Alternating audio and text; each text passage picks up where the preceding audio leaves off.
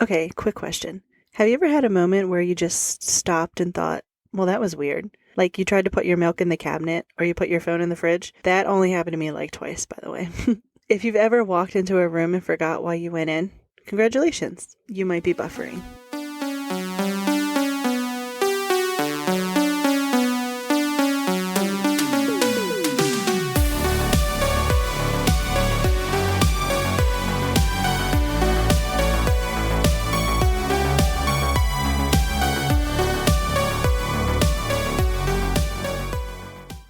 Welcome back to Don't Quote Me, It's Probably Nothing, the podcast where we explore all the freaky little corners of reality that make you go, Today's episode, we're diving headfirst into the beautiful digital nightmare that is simulation theory. Yeah, the idea that everything we know, our lives, our planet, your dog, not my dog though, might not be real at all.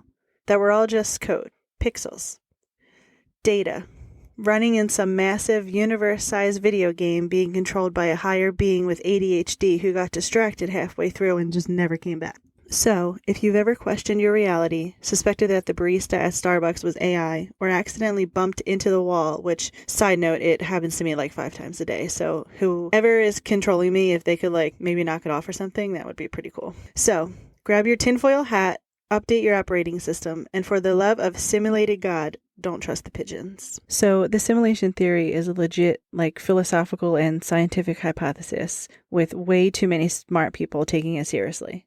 In its most mind-melting form, it suggests that everything around us, from the sound of this podcast to the existential dread you feel after hitting up a Taco Bell drive-thru, might be artificial. Like all of it. Earth, the stars, grape-flavored anything, simulated. This whole brain-breaking concept was made famous by philosopher Nick Bostrom in the early 2000s. Shout out to Oxford University for birthing high-level cosmic paranoia. So Bostrom basically said, look, if it's possible for a super advanced civilization to simulate consciousness, like full-blown people with thoughts and feelings, and they decide to actually do it, then chances are we're already in one of those simulations. So here's the trippy part. Bostrom lays out a logic bomb in the form of 3 possibilities, and he calls it the simulation argument. And I'm going to break it down for you like we're just passing a joint in a dark room with just the lava lamp. I need friends. So there's 3 arguments, and the first one is that humanity never reaches a point where we can simulate conscious beings, either because we destroy ourselves first or because it's just impossible. No tech, no matrix, just game over. We never get advanced enough to create simulations like this because we basically wiped ourselves out. So, we're probably doomed. We're not invited to the simulation party because we blew ourselves up before it started. Love that for us. The second one is that we can simulate conscious life, but we choose not to. Maybe it's unethical or boring, or we're just over it. I don't know. It's the one where humanity actually does level up and can build entire digital universes full of conscious beings. And then we're like, meh, too much work. I'm tired. The third argument is that we can simulate consciousness, and we do, a lot. We run endless simulations, whole universes just full of digital minds. And if that is true, then the odds we are in the real world are about the same as sitting in a swivel chair and not spinning at least one. Speaking of swivel chairs. So do you know how when you work in an office and the desks usually have those clear mats under them so the chairs can move? Well, I was at work one day and I went to sit in my chair, and for some reason I would always sit on the end and then scoot myself back after I knew it was safe. However, this time I was not safe because my big old butt bumped the chair back, and I literally kept shuffling my feet backwards while the chair was moving, trying to catch my balance until I just ended up on the floor. As the chair was silently rolling into the abyss. He just had to be there. So this argument made my brain this argument made my brain flip because it's we're already in the simulation, according to that one. You, me, your weird neighbor named Gary, all simulated. So yeah, those are the big 3 simulation menu options, courtesy of Nick Bostrom and every philosophy major who's ever had an edible. But let's unpack these a little more because they sound simple, but they each spiral into their own brand of existential dread. Fucking love that word. So if we're living in a simulation, then it only makes sense that sometimes the code slips. The Matrix just hiccups. The Matrix does that weird eye twitch thing it hasn't had coffee yet. Which, speaking of eye twitches, Just kidding. I do eye twitch though because I haven't worn my glasses in forever. So let's talk about some classic glitches. Now, I'm not going to go into too much detail with these because there will be future episodes about these topics, but there's deja vu, which is that weird feeling where you're like, wait, I've been here before. Like, I've done this, I've said this exact sentence, except you haven't. Or have you? And then there's the Mandela effect. This one is a fan favorite. It's named after the fact that a whole bunch of people distinctly remember Nelson Mandela dying in prison in the 80s, even though he didn't, which raises a question. Either we all collectively forgot how reality works, or the simulation updated like the patch notes and didn't tell us.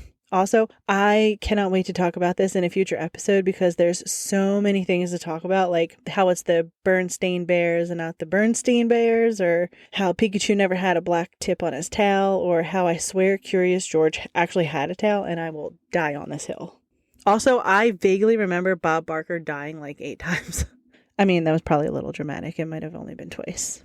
Next, there's time jumps and time freezes. So basically, it's like you're driving and then boom, you're 10 miles further than you remember and you can't recall like a single turn. Or you stare at the microwave and that 3 seconds feels like forever. Honestly, the driving thing happens to me more often than I'd like to admit, but I'm not sure if that's like a time jump or me daydreaming while driving. So lastly, we have NPC energy. So NPC stands for non-player character. So in video games, NPCs usually say things like a line or two and repeat a task. So like if you've ever seen the remake of Jumanji where the dude was like, "Welcome to Jumanji," like that was my NPC voice. But then the players ask a question and the dude's response was like, "Welcome to Jumanji." Like that's an NPC. So there's basically people out there that think that other people in the grocery stores aren't real people. They're just there in the background doing background things. So like, okay, I know speaking of NPCs, okay, so I do have a story. Like my other 2 were stories too, but this one is actually, hilarious. So I was pulling out of the gas station one time. It was like 5 o'clock in the morning because I worked early. And so you know how like when you're playing Super Mario Brothers or something and you go to like jump to the next part and then like the little turtle appears out of nowhere? Okay, so that was basically this. So I'm like slowly, like my foot is just off the brake and I'm slowly pulling out of the gas station and I looked to the left and there was no one coming. And then I looked to the right, there was nobody there. And then I looked to the left again. So I went and right as I touched the grass, right as I touched the gas, this dude just appeared out of nowhere and I accidentally hit him with my car. Like it wasn't hard enough to like cause any damage, but so he got all pissed off and he started like punching my hood and he's like yelling at me like, "What the fuck are you doing?" And I was like, "Oh my gosh, I'm so sorry. And then I panicked and my foot slipped off the brake and then I hit him a second time. He walked away so angrily, but then he just like disappeared. And yeah, it was wild. I hit a guy with my car twice and then he just disappeared. All right, so if we are living in a simulation, then the big question is, who's running it? Like, who's behind the curtain? Imagine finding out your entire life was just someone's like school project. Like someone watched your heartbreak, your awkward emo phase, which totally was not a phase, and then got like a B-. There are some out there who think that we are being controlled by like aliens or higher cosmic beings. And then there's the real nightmare. Like, what if no one is watching? What if the simulation started and then whoever built it just dipped? Which would totally explain why everything's been feeling a little off. Like, life's a little crunchy around the edges, my dude. Like, come back and fix it. Okay, so I was like scouring the internet for stories and stuff of people talking about their experiences with the simulation possibly glitching. So side note, if you are listening and you have stories about one of the topics that I'm talking about, feel free to send those in and I can read them out loud for the world to hear. So I'm going to read a few of these that I thought were interesting. I found them on Reddit. So the first one is from Deleted because I guess they deleted their profile. So if you're ever listening, Deleted, I'm sorry, I don't know your name. So it says, way too many random NPC spawns. I say this ironically. Obviously, I have no proof that they are NPCs, but it sure feels like it. This morning, as I'm backing out from my driveway, some dad and his kid just randomly spawned out of nowhere behind my truck while I was getting ready to go into reverse. I know all the people on my street and I had never seen them before. Even if they were new to the neighborhood, there would be no reason for them to be walking on my side of the street because just a few houses down is the main road. So unless you live on my side, then you really wouldn't have much reason to be walking on it. There's also no houses on the main road. I was startled because I did not see them before. I always look to both sides before I back out. Yes. It is possible I just didn't notice them the first time, but I looked back and it felt like they just appeared right behind me as soon as I looked in the rearview mirror. I waited for them to walk past, and then all of a sudden, 5 cars just spawned out of nowhere down the street and just started driving towards me as I was still waiting to back out of my driveway. Usually, like 99.9% of the time, my street is not busy, and this felt totally random. It was more annoying than anything because I'm just trying to get to work. The other day, I was out hiking with my friend. This is the same guy, by the way. I was out hiking with my friend on a nature trail, the path which spans 7 miles around in a circle, and NPCs kept spawning behind us. It was weird because the trail is so huge, and every 5 to 10 minutes, I would look back, and there would be a different group of people behind us. This almost never happens because we are not slow of hikers, and there is no way these people could have just caught up to us so randomly. I know this is not proof or even evidence by any means, but it sure felt like NPCs were just spawning like crazy. So this one's from Wicked the Savior, and it says, "One time when I was golfing, I got thirsty." I don't know why, that made me laugh. Okay. I got thirsty and I wanted to buy something from the vending machine. I couldn't decide between brisk iced tea and Hawaiian punch. I looked at my sister and said, "I'll let God decide." As I pushed both buttons at the same time, you know what came out of that vending machine? Brisk brand fruit punch. Simulation confirmed, which that actually sounds really good right now. Lucent Lunacy said, "I've witnessed several glitches. The most profound was when I walked into a shop and everyone inside, 2 employees and 1 customer, were frozen. For a solid 4 to 5 seconds, everyone was frozen like mid-stride. It wasn't even just that everyone was freeze-framed. The moment I stepped through the door, I felt like I had stepped into a dead zone, so to speak. All the sound from outside completely stopped, and there was no movement of air. After those several seconds, everyone started back mid-sentence. Mid-motion, like the outside noise came back, the breeze started coming through the propped open door again. It was unsettling, to say the least." That's weird. I never had that happen to me, I don't think. Also, while I was reading that, I was picturing it in my mind, and because I'm high, the room was spinning. It actually made me kind of dizzy.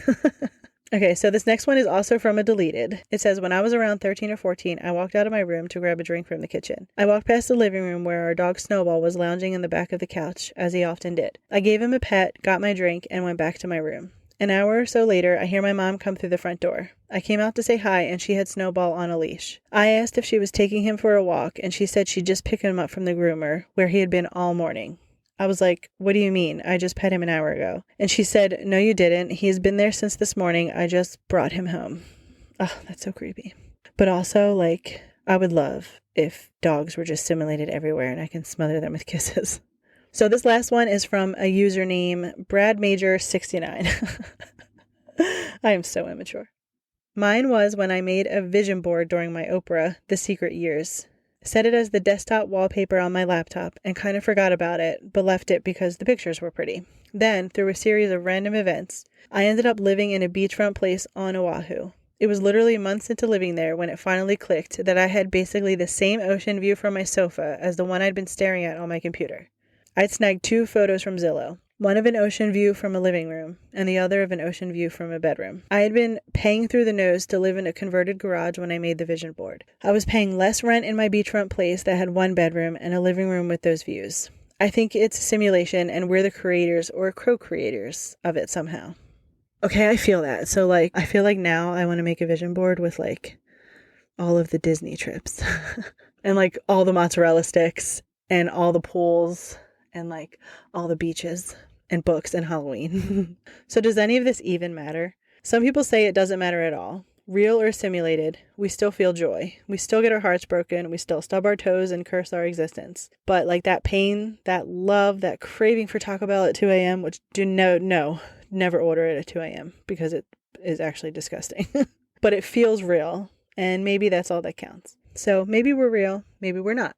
Maybe we're just fancy algorithms trying to fall in love and avoid debt. But either way, we're here. We're totally fucking weird, and we're probably being live streamed by an alien named Todd. Don't quote me. It's probably nothing. Or it's everything, and we're just along for the ride.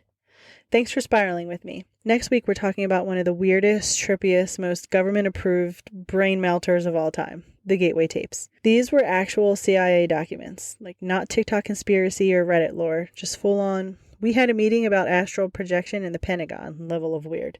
So if you've ever tried meditating and instead ended up crying, time traveling, or becoming one with your carpet, this one's for you. But before I go, if you listened to the very end of episode 1 last week, then you know that I mentioned my favorite song of the week. Well, I have another one for you, but this time I can actually play it because I have permission. So this is a band I came across while I was just mindlessly scrolling Instagram reels. They are called Splitcast. This is their song, This Ain't a Country Song. It's so good. Go follow them. Go listen to their music. Go be amazing.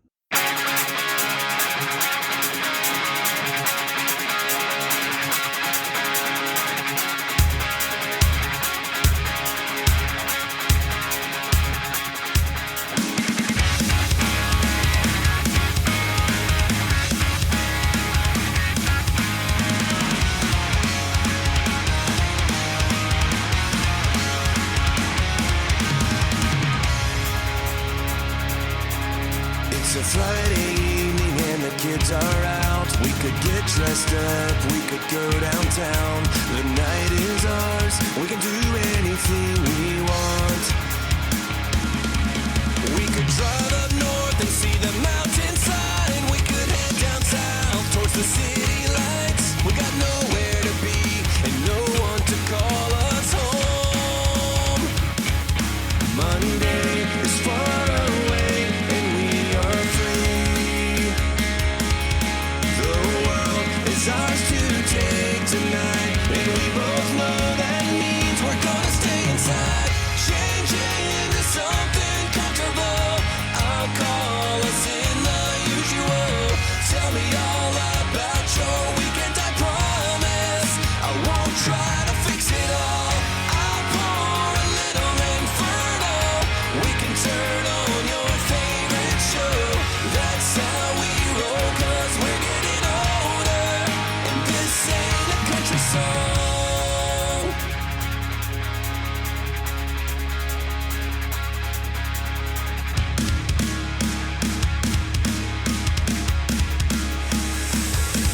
Our lives are filled with real responsibilities rather than cliche lines and grandiosity. We got appointments and practice and dishes and other stuff. But maybe we can go early and beat the rush. But wait, tomorrow we have a game that starts at 8:15, so we should probably just change into something comfortable. I'll call us in the usual. Tell me all about your weekend, I promise. I won't try to fix it all. I'll pour a little inferno. We can turn on your favorite show. That's how we roll, 'cause we're getting older, and this ain't a country song.